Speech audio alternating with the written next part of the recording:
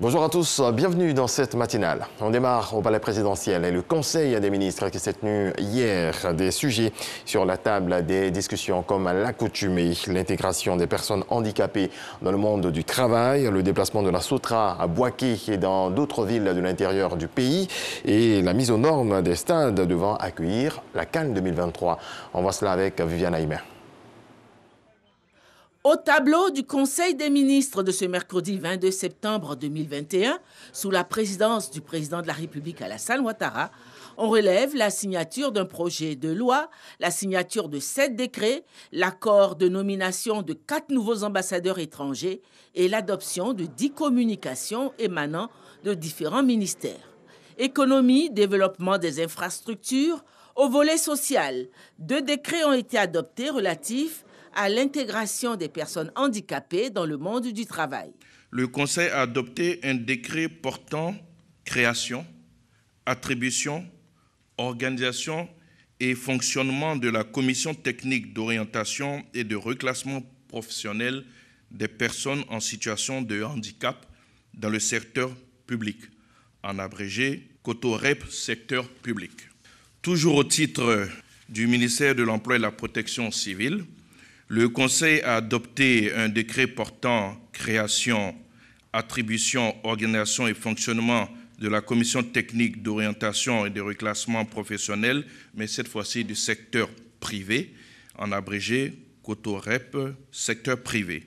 Ces 2 décrets visent à garantir le droit à l'emploi des personnes en situation de handicap, ainsi que le droit au reclassement professionnel des travailleurs handicapés, qu'ils soient du secteur public ou du secteur privé, de façon à favoriser, bien entendu, leur inclusion sociale. Après Abidjan, le déploiement de la Sotra à Boaké est désormais réalité. Le gouvernement entend poursuivre cette extension dans d'autres villes de l'intérieur du pays. Prévu depuis les années 80, le déploiement de la Sotra dans la ville de Boaké est effectif. Suite aux résultats probants de la phase pilote, la cérémonie de lancement du démarrage des activités de la Sotra à Boaké est prévue pour ce vendredi 24 septembre 2021, sous la présidence du Premier ministre, chef du gouvernement. C'est un réseau de 100 autobus offrant des conditions de confort et de sécurité pour le déplacement des populations qui sera mis en route, opérant sur 8 lignes de transport public, qui sera déployé donc pour le démarrage de cette activité à Boaké.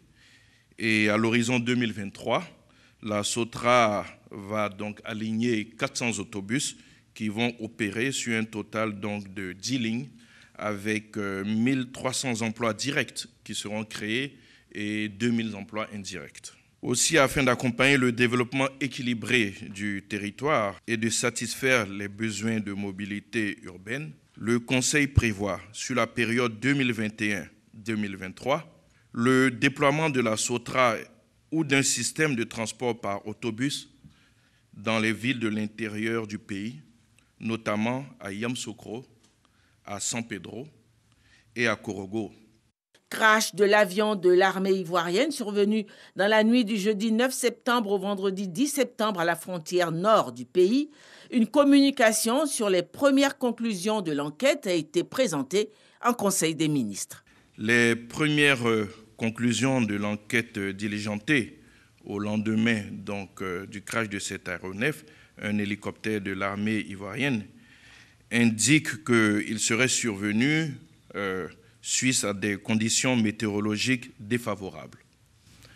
Les premières constatations pensent que l'aéronef a pu être frappé par la foudre, mais à partir du moment où une des boîtes noires a été trouvée, la deuxième étant toujours donc en train d'être cherchée, leur exploitation permettra de dire de façon précise quelles étaient donc ces conditions météorologiques qui ont été à la cause donc du crash de cet hélicoptère de l'armée ivoirienne.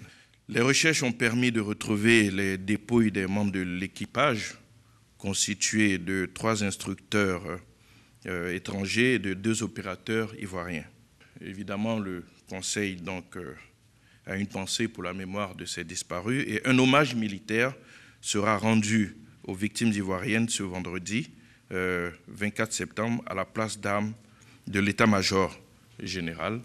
En ce qui concerne donc les instructeurs étrangers, une cérémonie sera organisée en leur honneur à la base aérienne d'Abidjan avant le rapatriement donc de leur corps. Cannes 2023, la Côte d'Ivoire sera-t-elle prête pour abriter ce grand rendez-vous sportif? Le Conseil des ministres s'est penché sur le dossier.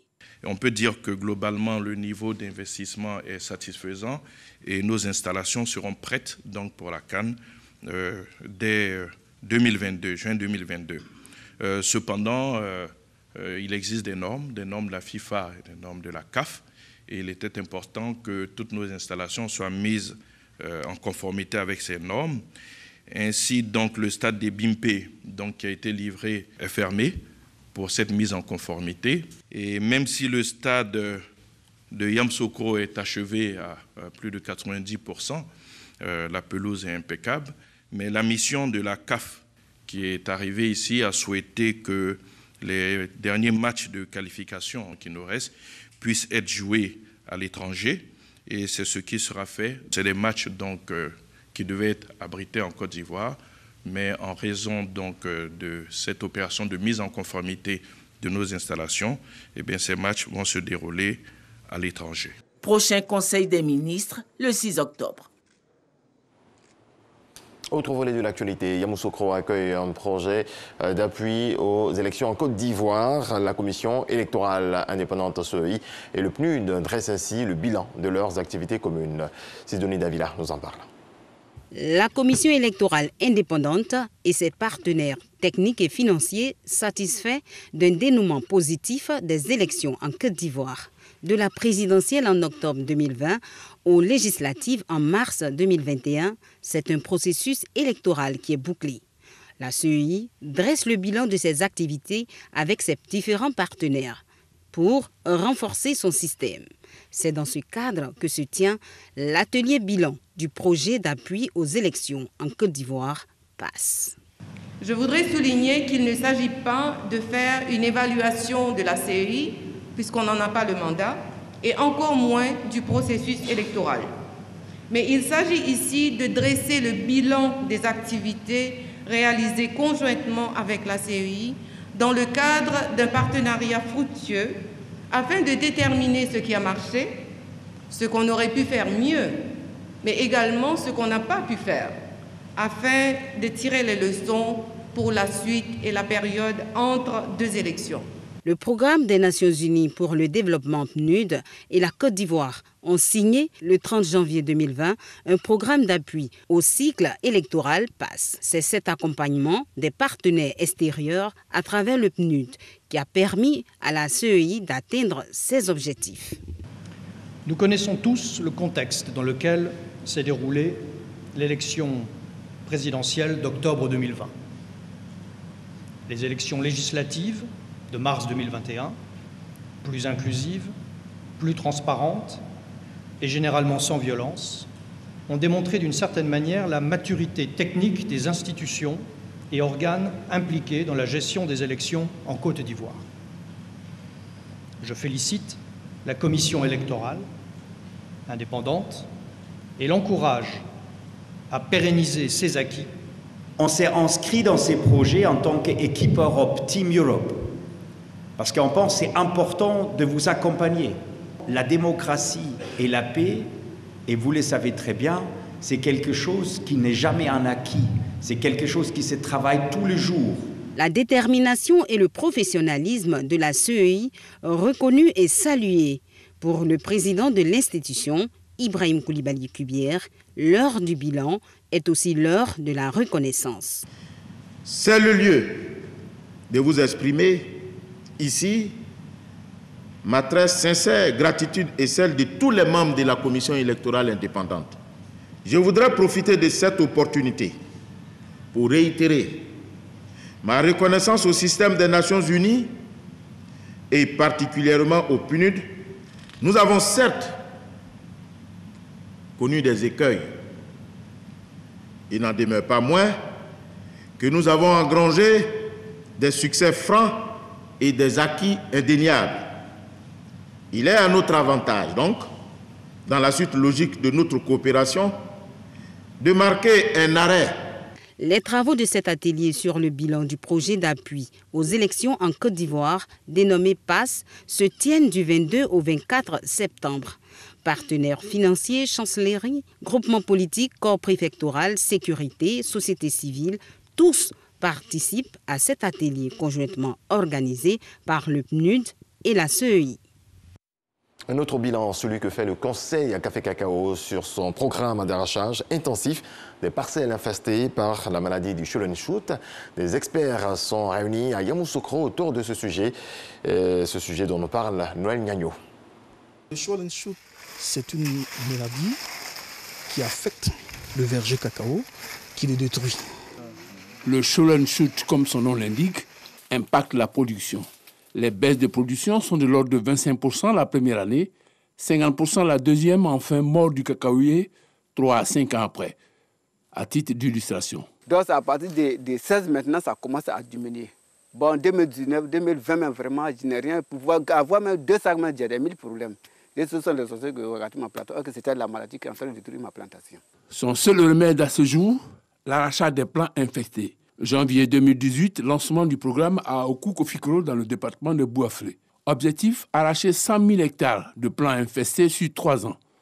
En août de la même année, à la frontière Ghana-Côte d'Ivoire, les 2 directeurs généraux, Yves Brahima Koné du Conseil Café Cacao et Joseph Boahin, Aïdo du Ghana, Cocobord, lancent conjointement l'opération d'arrachage des plants. Le Ghana va mener la lutte à la frontière. Si nous ne menons pas la lutte conjointement à la frontière, les plants qui vont être plantés au Ghana seront atteints par le virus qui va quitter la Côte d'Ivoire pour aller là-bas. 3 ans après, la partie ivoirienne a fait son bilan. 105 000 hectares de plants sont arrachés contre 100 000 initialement prévus. Malgré cette performance, des poches de maladies sont encore présentes dans les zones de production. L'atelier invite à la poursuite de la sensibilisation des producteurs et à l'arrachage des plants sur une superficie de 70 000 hectares pour les 2 prochaines années. En bref et en image, la commission d'attribution de la carte d'identité de journalistes professionnels a rencontré les responsables et directeurs de communication d'entreprises publiques. Une rencontre pour échanger, mais aussi pour informer ses partenaires des médias sur les dispositions concernant notamment la possibilité de postuler à la carte de professionnel des médias. Des échanges fructueux et appelés à être réédités.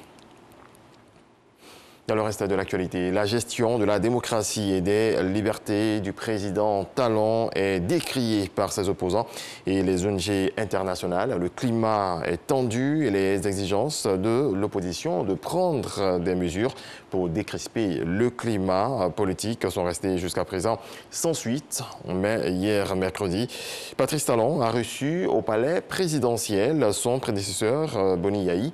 Pour la première fois depuis 2016, jusqu'ici, l'opposition formulait ses revendications à l'occasion des meetings, les points presse ou via les réseaux sociaux. Eh bien, Boni Yayi a décidé de les porter directement au président Patrice Talon dans son palais et sans témoin. On termine avec du sport. Afrobasket féminin. La Côte d'Ivoire jouera sa qualification en demi-finale face au Nigeria. Aujourd'hui, les Ivoiriennes ont fait bonne impression depuis le début de la compétition.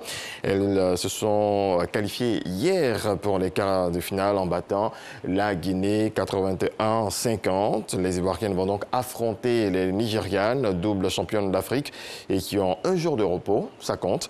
Les autres rencontres, Cameroun, Égypte, Mali, Angola et Sénégal, Mozambique.